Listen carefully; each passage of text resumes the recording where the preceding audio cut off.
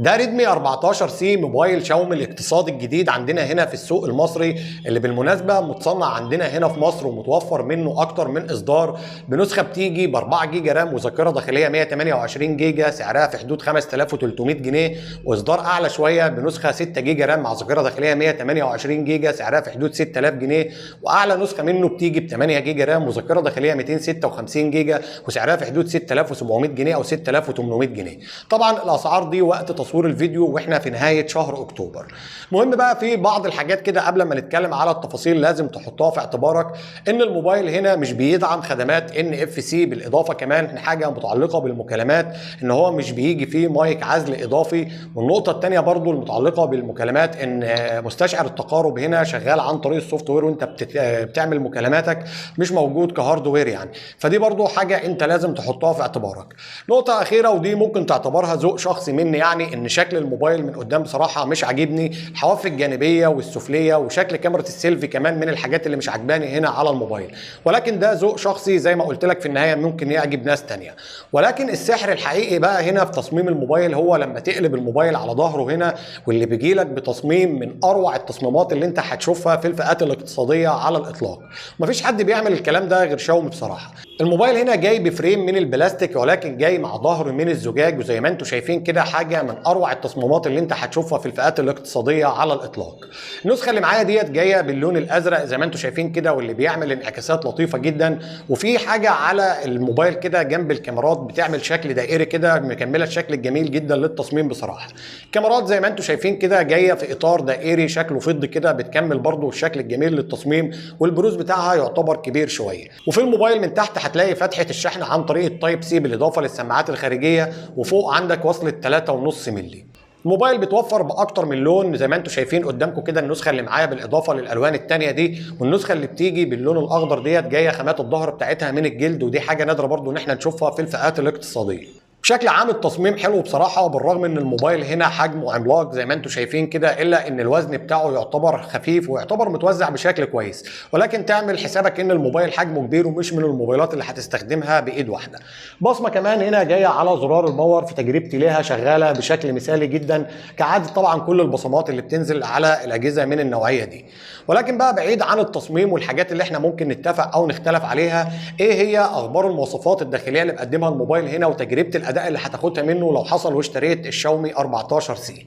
الموبايل هنا جاي بمعالج من ميديا تك اللي هو الهيليو جي 81 الترا 12 نانومتر، بالاضافه انه بيتوفر باكتر من نسخه زي ما قلت لك ب 4 و6 و8 جيجا رام مع ذاكره داخليه 128 و256 جيجا، ولكن للاسف هنا نوع الذاكره الداخليه من النوعيه القديمه. قبل ما نتكلم عن اداء الموبايل، لما تيجي تشتري موبايل في الفئات الاقتصاديه دلوقتي واحنا في 2024، ابعد عن اي موبايل بيجي ب 4 جيجا رام، لان النسخه اللي بعدين اللي هي مثلا هتيجي ب 6 جيجا رام هتلاقي فرق 300 او 400 جنيه ولا حاجه، ودي نقطه مهمه هتنقل اداء الجهاز معاك.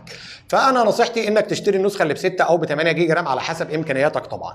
مهم المعالج ده في وجود ال 6 جيجا رام وفي وجود السوفت وير الجديد اللي هو الهايبر او اس بتاع شاومي، اقدر اقول لك ان انت هتاخد معاه تجربه تعتبر متزنه جدا بالنسبه لاستخداماتك اليوميه.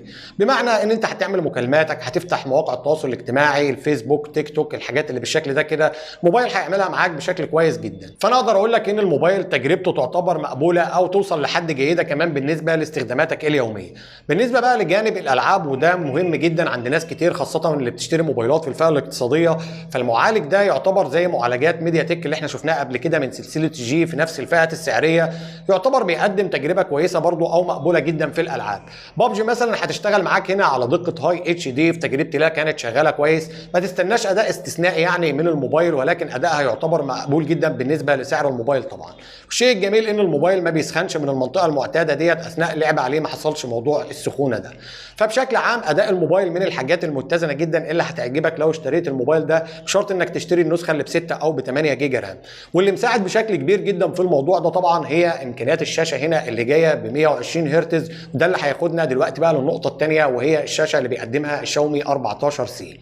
موبايل هنا جاي بشاشه عملاقه حجمها اقل حاجه بسيطه من 6.9 بوصه بدقه اتش دي بلس ومن نوعيه اي بي اس ال سي دي، وزي ما قلت لك كمان ان هي بتدعم ريفريش ريت لحد 120 هرتز، ودرجه سطوع هنا بتوصل لحد 600 نتس. خلينا الاول نتكلم عن سطوع الشاشه اللي زي ما قلت لك هنا بيوصل لحد 600 نتس، وانا اثناء استخدامي للموبايل في ضوء النهار وتحت اشعه الشمس بصراحه ما يعتبرش افضل حاجه في الفئات ديت. وانا جربت موبايلات من اوبو تحديدا ومن ريلمي كمان في نفس الفئه السعريه بيقدم لك تجربه شاشه ممكن تكون ساطعه شويه تحت ضوء الشمس تحديدا، ولكن ده مش معناه ان هو سيء اطلاقا، واقدر اقول لك ان هو هيفي بالغرض بالنسبه لنقطه السطوع دي.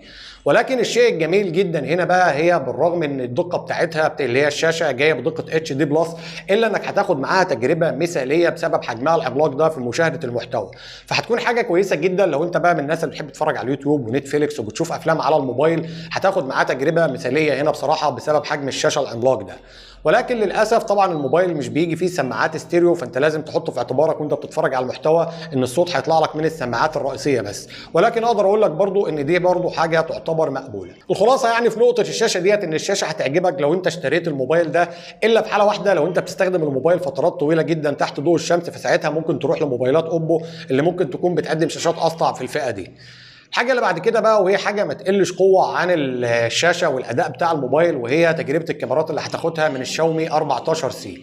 طبعا انت عندك حلقه الكاميرات ديت تحس ان فيه هيصه كاميرات كده، ولكن اعتبر ان الموبايل جاي بكاميرا وحيده من الخلف طبعا، اللي هي الكاميرا الرئيسيه اللي جايه بدقه 50 ميجا بكسل، بالاضافه لكاميرا ثانيه مساعده هتساعدك في قياسات العمق والبورتريه، اعتبر ان هي ملهاش قيمه على الموبايل، مع كاميرا اماميه بتيجي بدقه 13 ميجا بكسل.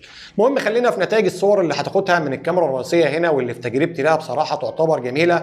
كعاده موبايلات شاومي في الفئه ديت من اكتر الشركات اللي بتعرف تظبط الكاميرات بصراحه، وهتاخد منها تجربه تعتبر ممتازه. دايناميك رينج زي ما انت شايف مظبوط بنسبه كبيره جدا، والصور فيها تفاصيل كتير، واحيانا هتظبط معاك الصور طول ما انت بتظبط ايدك وبتصور في اضاءه كويسه هتطلع منها نتائج تعتبر مثاليه. واللي عجبني بشكل اكبر من كده هي كاميرا الموبايل الاماميه، فزي ما انتم شايفين كده النتائج اللي طالعه من الكاميرا الاماميه تعتبر جميله. صحيح هي في الفئه الاقتصاديه، ولكن تجربتها من وجهه نظري تعتبر جميله جدا. العزل طبعا من الحاجات اللي شاومي بتعرف تعملها بشكل مثالي، بالرغم انه شغال هنا عن طريق السوفت وير، الا انه هيشتغل معاك في الكاميرا الاماميه والكاميرا الرئيسيه بشكل ممتاز جدا. فبشكل عام الكاميرات من الحاجات اللي عجبتني جدا عليه بصراحه. البطاريه كمان من الحاجات القويه على ال 14 سي، هنا جاب قوه 5160 ملي امبير، وبتدعم شاحن سريع لحد 18 واط، بالاضافه ان شاومي عامله حركه جميله ان هي حاطه لك شاحن 33 واط كمان في العلبه، بالرغم ان في بعض المنافسين مش بيجيبوا شواحن اصلا في العلبه بتاعه الموبايل.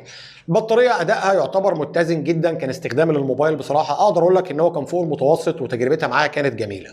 اخيرا بقى الجانب العملي اللي هتاخده من الموبايل هنا في الشبكات في الاتصالات وما الى ذلك. شبكه الموبايل زيها زي اي موبايل انا جربته في الفتره الاخيره، شغاله بشكل كويس والبيانات فيها بتشتغل بشكل كويس كمان. بالنسبه بقى للسماعات، سماعه المكالمات صوتها عالي، وان كنت هتضطر في بعض الاوقات كده انك توطي الصوت بتاعها، لان اللي بيبقى واقف جنبك ممكن يبقى سامع اللي بيكلمك. الصوت بتاع السماعه الرئيسيه شغال بشكل كويس، ولكن زي ما قلت لك الموبايل مش بيدعم سماعات ستيريو. فبشكل عام الجانب العملي اللي هتاخده من الموبايل بالنسبه للشبكات وشبكه الواي فاي كمان يعتبر جيد. اخيرا بقى سعر الموبايل والحكم عليه، وهل انصحك بشرائه ولا لا.